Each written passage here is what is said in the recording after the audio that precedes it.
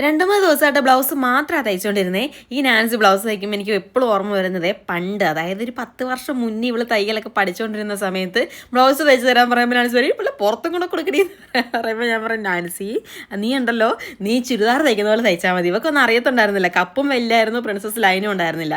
ചുരിദാർ തയ്ക്കുന്ന പോലെ തയ്ച്ചിട്ട് ബാക്കിൽ ഹുക്കും വെച്ച് തരും. ഇതായിരുന്നു ബ്ലൗസ്. അതായത് ബ്ലൗസിൻ്റെ ഇറക്കത്തിലൊക്കെ വെച്ച് തന്നെ തയ്ക്കും. അങ്ങനെയായിരുന്നു ഞങ്ങൾ പണ്ടൊക്കെ ഇട്ടുകൊണ്ടിരുന്നത്. ഈ കുറച്ചൊരു 5-6 വർഷം ആയുള്ള അവൾ ബ്ലൗസിൻ്റെതായ രീതിക്ക് തയ്ച്ച് തുടങ്ങിയിട്ടുള്ളൂ. അപ്പോൾ മറ്റേ ബ്ലൗസ് തയ്ച്ചുകൊണ്ടിരിക്കുന്ന ഇടയ്ക്ക് നമ്മളെ സ്ഥിരം കസ്റ്റമറായിട്ടുള്ള ആതിര വന്നിട്ടുണ്ട്. ഇതൊരു ധാവണി സെറ്റ് ഏതോ ഇൻസ്റ്റാ പേജിൽ നിന്ന് വാങ്ങിച്ചത് കേട്ടോ. ബ്ലൗസും പാവാടയൊക്കെ നമ്മളാണ് ചെയ്തത്.